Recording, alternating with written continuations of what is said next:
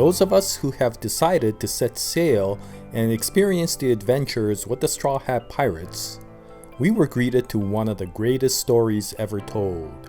A story so epic that many of the fans have compared it to legends such as The Lord of the Rings, The Game of Thrones, and Homer's Odyssey. This story has touched so many hearts and souls that many have often stated that following the adventures of the Straw Hat Pirates has changed their lives in one way or another. And because of this great experience, the story of One Piece has earned the right to become the greatest and most successful manga in all of history. It has even won the Guinness World Book of Records as being the most successful manga of all times. But what's even more impressive is you could arguably say that One Piece has become the most successful comic, Western or Eastern, ever to have been made.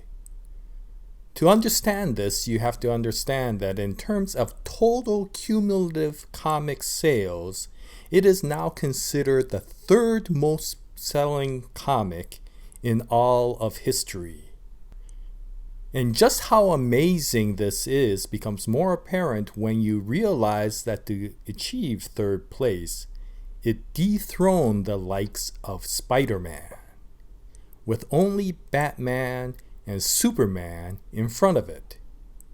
But why I say it's arguably the best and most successful comic in all of history is because although Batman and Superman have higher cumulative sales, they started selling their comics back in the late 1930s.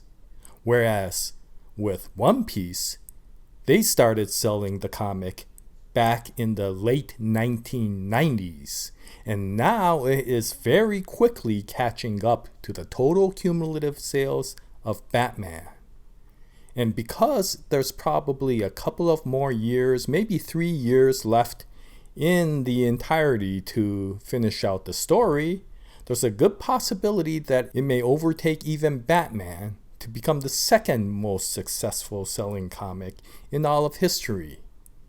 And considering the fact that people continue to buy One Piece and start the adventure even now, there may be a possibility that many years from now, it may overtake even Superman to become the greatest selling comic in all of history. And that is an amazing feat to consider. And yet, despite all its success, one of the interesting characteristics of One Piece is that there's a lot of people who don't know about this story.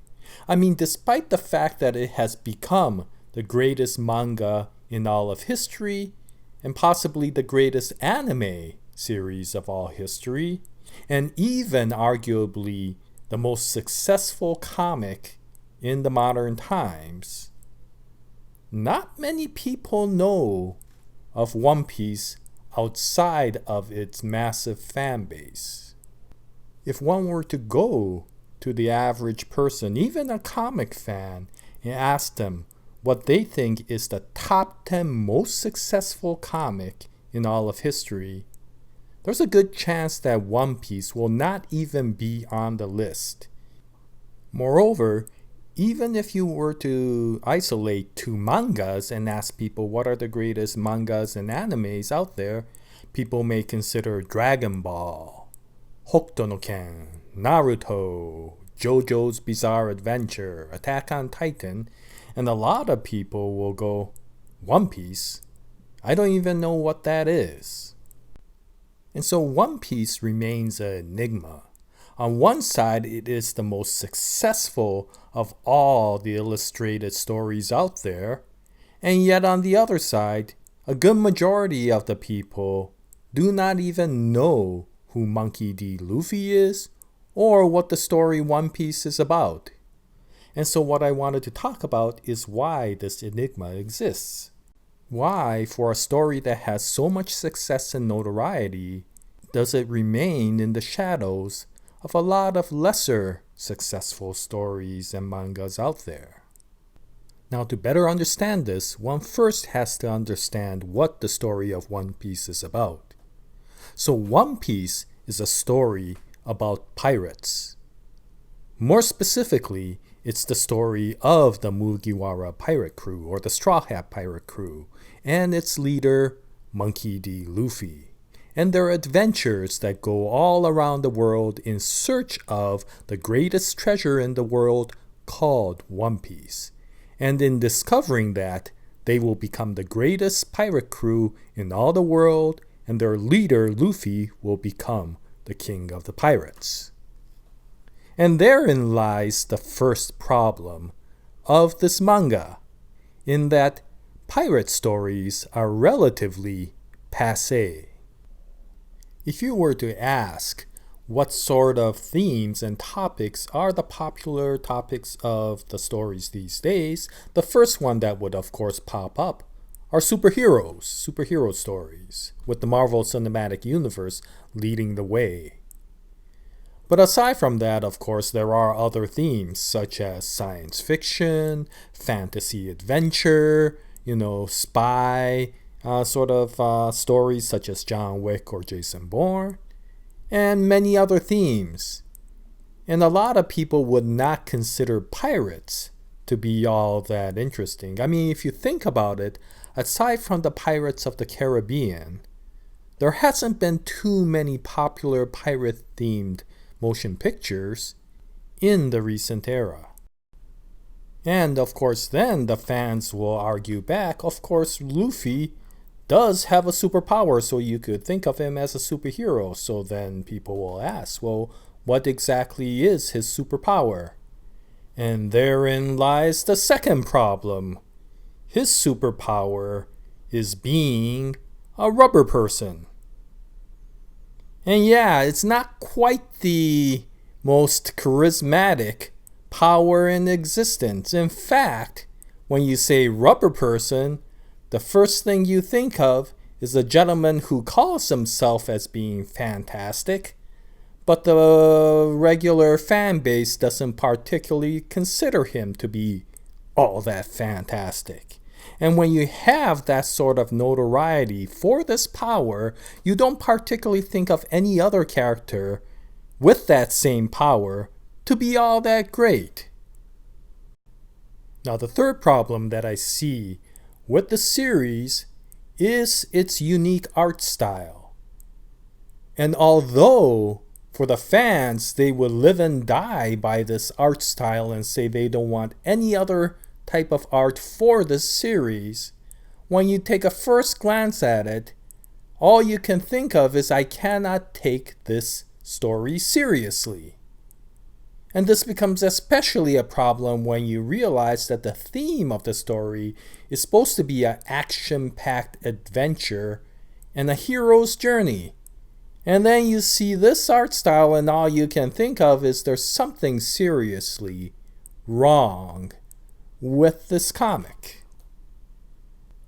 And this becomes especially enhanced when you start reading the first few chapters of the comic or the first few episodes of the anime, in that the basic story falls around jokes, comedies, and gags. And you're thinking, okay, this might be interesting, but it's not particularly epic, and it's not particularly groundbreaking. And in fact, when you combine the art style with the gag jokes and humor, the first thing you think of are characters that often come out in the old Saturday cartoons. Yes, I'm showing my age. Saturday cartoons, of which probably the best example is Scooby-Doo. And so you think about it and go, okay, this is a hero's adventure, and yet what you see is something that looks like Shaggy and Scooby, and you're starting to wonder, maybe I mistook something. Maybe this is not something that I would consider all that deep, all that sophisticated, and maybe I was wrong in thinking that people were saying that this story changed and touched my life. Because, to be honest, I like Scooby-Doo, but I don't think it's that complex a story. And finally, one of the biggest problems that I see with the story, which is not really a problem but is actually an advantage, but it is a double-edged sword, is the way the author writes this story. Eiichiro Oda, who is the author of One Piece, is considered one of the greatest storytellers out there, and I will be one of the people who raises my hands and agree to that. But the way he does it is he creates some of the most sophisticated worlds out there with layers upon layers of complexity. And he also creates some of the most complex plots with twists and turns and things that you don't even realize until your story hits it. But in order to do so, Eiichiro Oda always carefully and slowly builds his world. And since you always see the story through the level that the characters do, you don't get any back insight into the story. You only see what the characters see. In the beginning, the story feels extremely slow-paced and very trivial because of the fact that, aside from the fact that there's not much going on in terms of plot because Eiichiro Oda is still building his story and building his world, and when you combine it with the gag stories and the jokes and that art style, once again, all you can think of are Saturday morning cartoons. And then, when you see that One Piece has over 900 chapters in the manga and is still ongoing, and nearly 900 episodes in the anime, and you're thinking, I'm not about to go through a journey of 900 chapters of Scooby and Shaggy doing stupid gag tricks. I would rather be watching another comic, another manga, or another anime. And then when people, after reading a few chapters, look at the popularity, they finally make a summarized conclusion that although One Piece is popular, it's not particularly sophisticated. It's not particularly mature. It's basically a kids show. And then they understand the popularity because of the fact that there are other popular shows out there that were basically focused towards kids as far as story is concerned. They will just basically say, oh, now I understand. One Piece is just like Pokemon. One Piece is another Sailor Moon. One Piece is another Scooby-Doo. And with that, they will say, now I understand the popularity. Now I understand why so many people, especially kids, must like this show. But unfortunately, I need something more sophisticated. I need something more mature. And that is an unfortunate conclusion to make. Because as I mentioned, One Piece has one of the most sophisticated plots built on one of the most detailed worlds in existence. It's up there in complexity with stories like Game of Thrones or Lord of the Rings. In fact, I remember a commenter who once said, I am a fan of Game of Thrones, and I am also a fan of One Piece, and I will have to say, One Piece kicks the butt out of the sophistication of the story compared to Game of Thrones. And in fact, unless your children are mature enough to understand adult themes and comprehend them, this story may not be something that you may want them to watch alone, although a lot of parents have said that they want their children to watch One Piece because it gives such great life lessons. But once again, this series deals with extremely adult themes. I mean, standard government conspiracies, betrayals, murder, theft, extortion, drug abuse, racism, human trafficking, torture, child abuse, human experimentation, many, many things, betrayals, backstabbings. All of these types of themes and plots are in One Piece. And because of that, despite the fact that the cartoon is running around with characters that look like Shaggy and Scooby, the story gives an immense scale of interest. In fact, if you want to look for a fantasy adventure story that has battles the level of Helm's Deep in Lord of the Rings, then you don't have to look much further than the Straw Hat Adventure, because believe me, some of the battles that come up are just as epic and as complex as the battles that come out in either Game of Thrones or Lord of the Rings. And so upon hearing this, many people will get confused. They'll scratch their heads and they'll ask once again, you're telling me that the characters that come out are like in Scooby-Doo? And I'll say yes. And then they'll say, and the dialogue and the gags that come out are also similar to things that you might see in Scooby-Doo. And I'll say yes. And then they'll ask, but you told me this is a story the scale of Lord of the Rings. And I'll say, exactly. You'll look at me like I've lost my mind and say, how the heck can you have characters running around like Scooby-Doo doing the things that they do in Scooby-Doo and tell me that it will be epic? And all I can tell you is you have to read the story to understand. One of the greatest things about the story is the character development and the character sophistication. And that is often one of the ironies and the confusion about this manga. Because again, if you look at the characters, they don't look particularly sophisticated.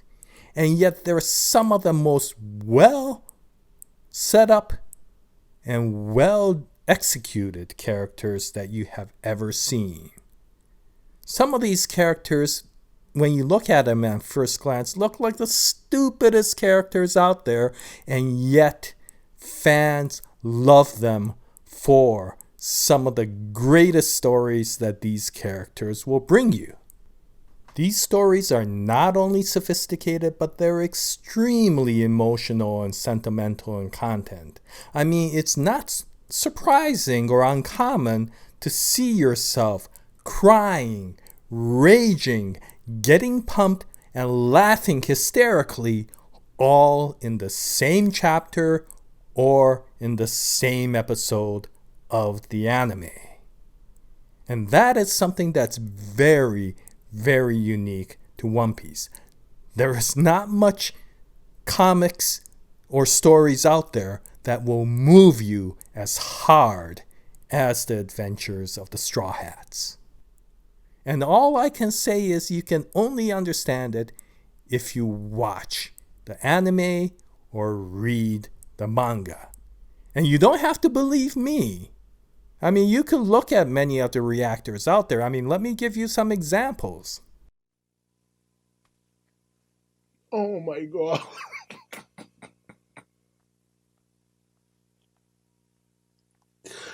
Oh my god. Oh, I can't stop crying. Oh my god. Oh, let's go! I cut myself with this stupid pen. No! Oh my god! Oh my god!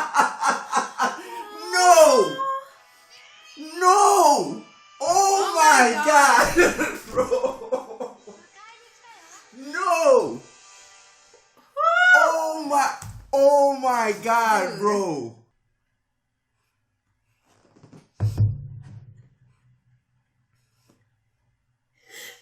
Stop crying because you're gonna make me cry.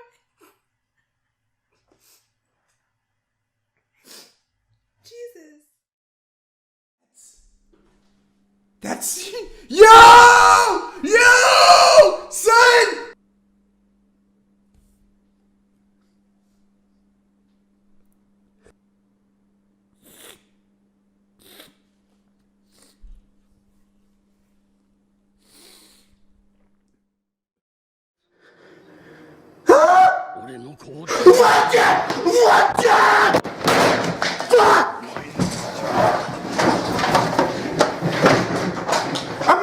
I missed it! You guys!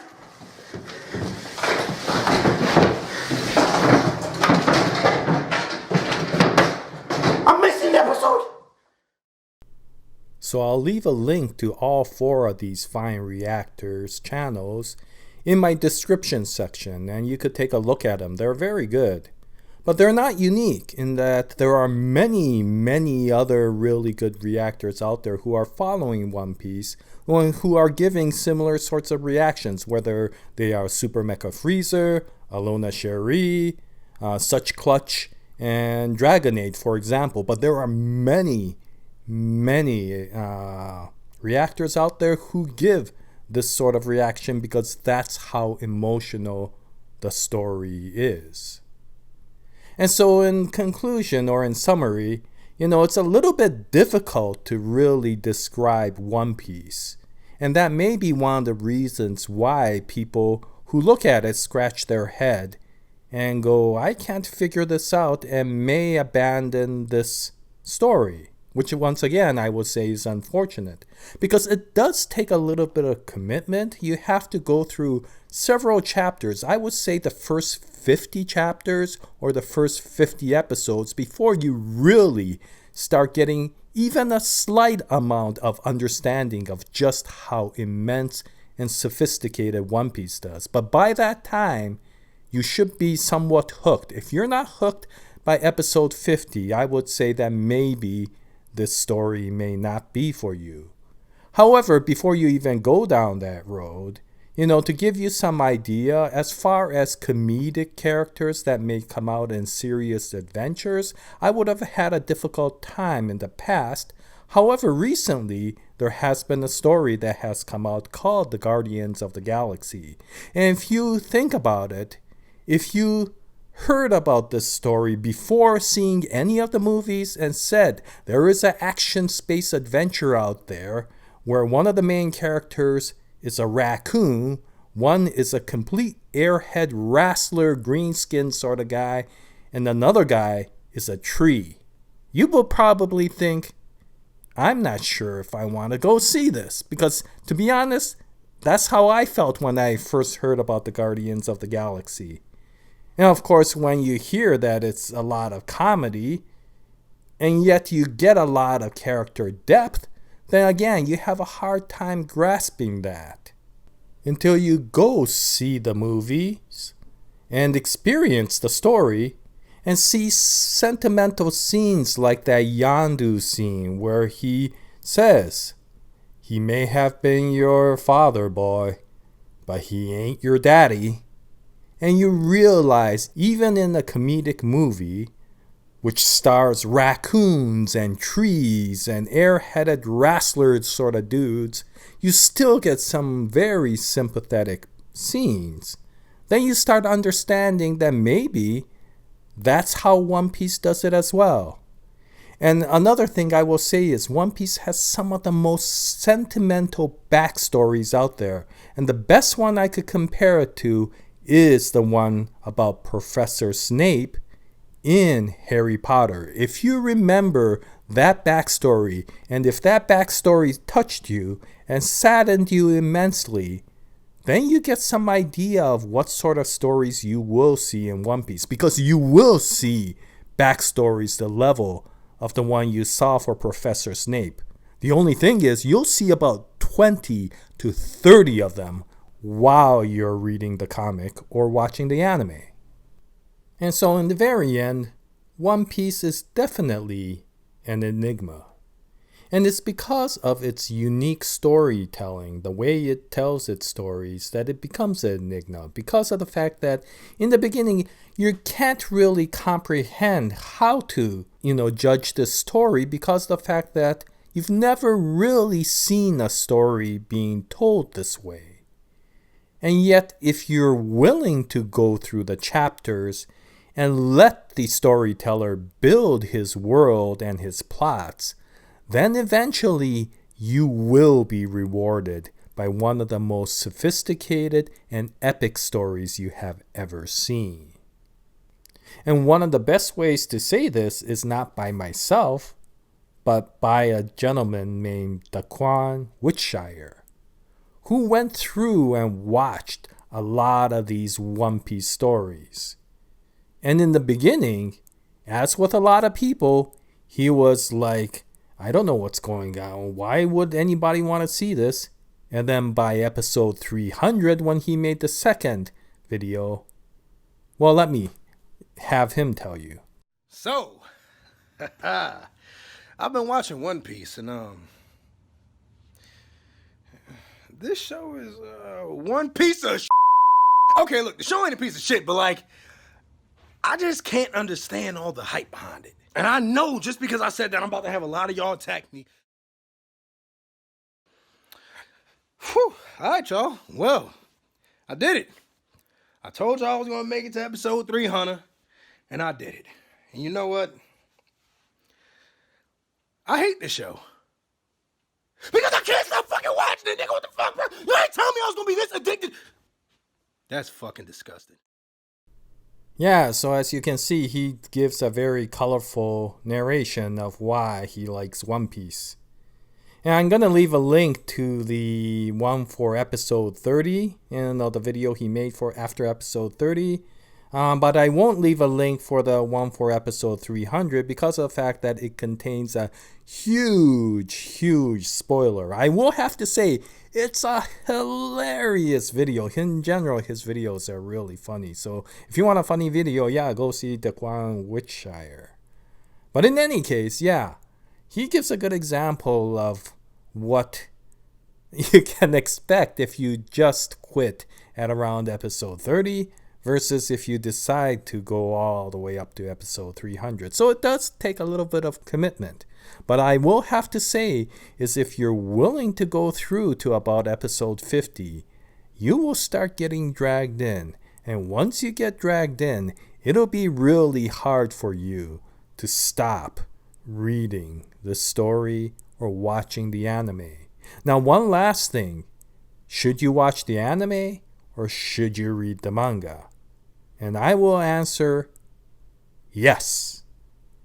You see, this is one of those stories where watching the anime and reading the manga works really well. The manga definitely is the best regarding stories. It paces well, it works well, it doesn't have any stupid fillers in it. But one thing the anime does really well is when you hit those sentimental times, my gosh, with the music, with the voice, with the animation, it really knocks it out of the park. So I will say, read the manga if you can, and whenever you hit a sentimental area, look for the anime of that episode. And with that, I will finish this video. So thank you very much for watching the video. If you watch One Piece, what do you think about it? And especially if you watched it all the way up to maybe episode 100 or even up to episode 300. Yeah, if you have any comments, please post it in the comments section below because as always, I really appreciate your comments. But in any case, thank you very much for watching. I'll continue to make more One Piece videos in the future. And I hope you join us at that time. And until then, happy anime watching, happy manga reading, and as always, Jaya, nice day everyone.